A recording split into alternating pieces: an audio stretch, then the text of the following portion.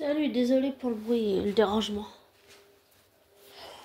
Oh, et pour le bâillement aussi, désolé.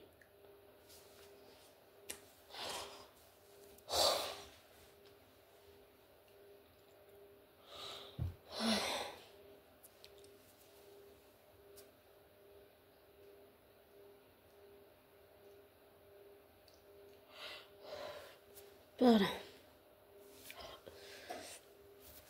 Alors, j'ai pas... Désolé. J'ai pas regardé les interviews de Francis Lalanne, mais... D'après ce que je viens de comprendre, il a un cancer qui est en rémission. Je suis contente pour lui. Mais comme j'ai toujours dit sur ma chaîne, j'aime Francis Lalanne, bien sûr que je l'apprécie. Ça changera pas, c'est quelqu'un que j'ai rencontré en vrai, c'est quelqu'un qui a transformé ma vie, notamment sur le fait d'écrire des chansons. Je lui en serai toujours reconnaissante.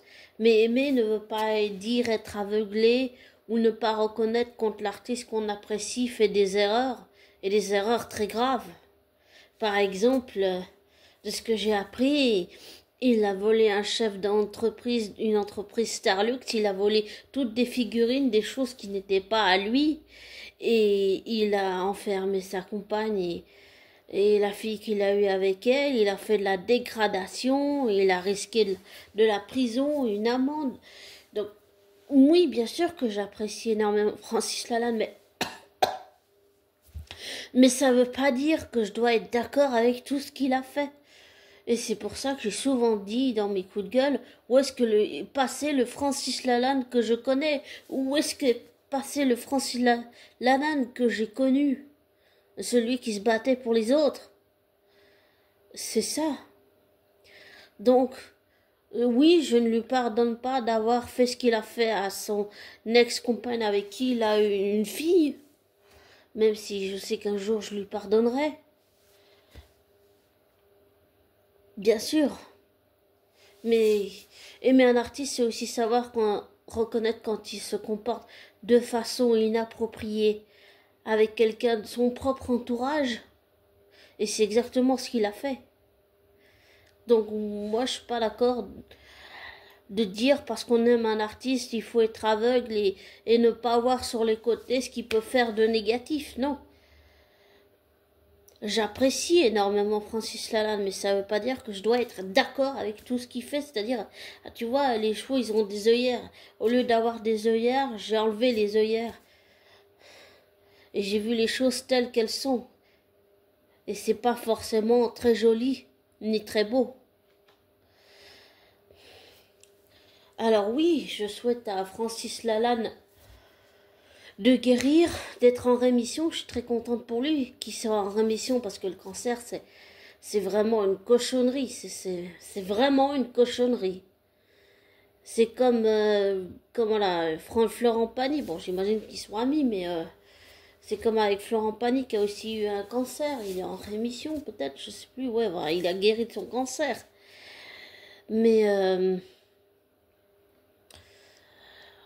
je pense que aimer un artiste, c'est aussi voir ses parts d'ombre. On a tous en nous une part d'ombre et de lumière. Et j'ai toujours dit que l'ombre et la lumière, ça peut pas aller.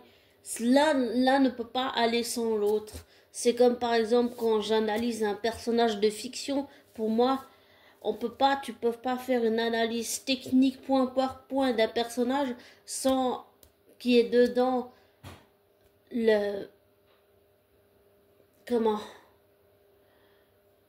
qui est la partie psychologique, la partie émotionnelle, affective du personnage. L'un ne peut pas aller sans l'autre.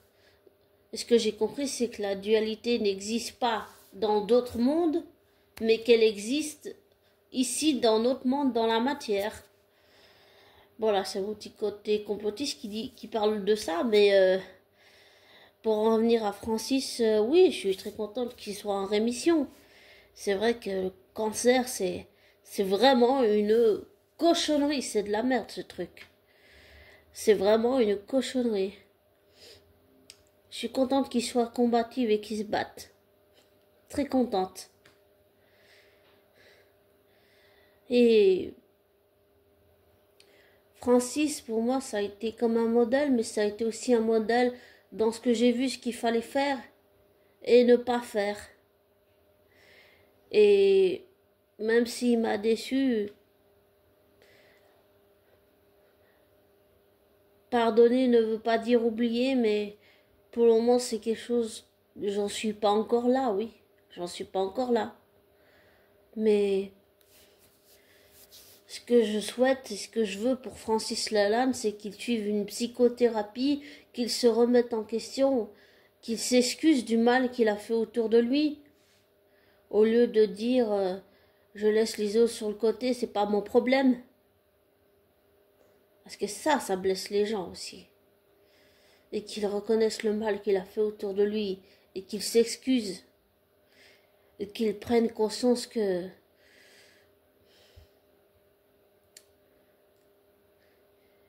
il a pu baisser des gens autour de lui. Et désolé si je parais hypocrite, mais j'ai encore le droit de changer d'avis, mais on a tous le droit de changer d'avis, de voir les choses différemment. Mais pour moi, ça n'excuse pas ce qu'il a fait, ça n'excuse pas ce qu'il a fait à sa compagne et ce qu'il a fait à ce chef d'entreprise dans l'entreprise Starlux. Et pour moi, ça ne l'excuse pas. Alors oui, je suis contente qu'il guérisse et qu'il soit en rémission, mais je ne suis pas encore au point de lui pardonner ce qu'il a fait, ni tous les comportements inappropriés et inacceptables qu'il a eu. Ça, pour le moment, c'est quelque chose que je n'accepte pas. C'est quelque chose que je ne pardonne pas. Je ne pardonne pas parce que peut-être aussi à cause de mon expérience, à cause de mon passé. Mais je sais que le temps fait son œuvre. Il y a toujours un moment où on finit par pardonner. C'est comme j'ai réalisé il n'y a pas longtemps que quelque part inconsciemment j'en voulais à mon prof de guitare. Qu'il soit parti, je lui en voulais, mais le jour où j'ai fait son deuil, quand il est décédé en 2017, je pense qu'inconsciemment, je lui ai pardonné aussi. Parce que quand je jouais de la guitare, je sentais sa présence à mes côtés et je l'entendais et il me disait que je lui faisais du mal en le retenant.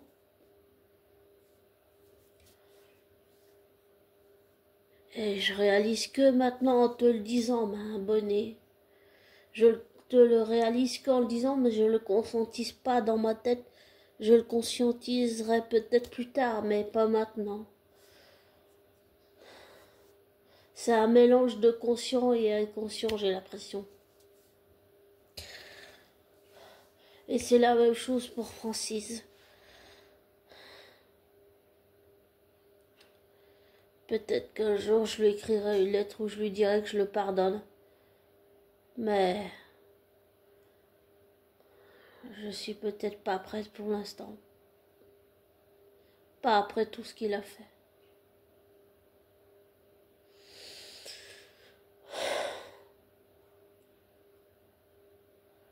Et comme j'ai dit, aimer un artiste ne veut pas dire qu'on doit être aveuglé.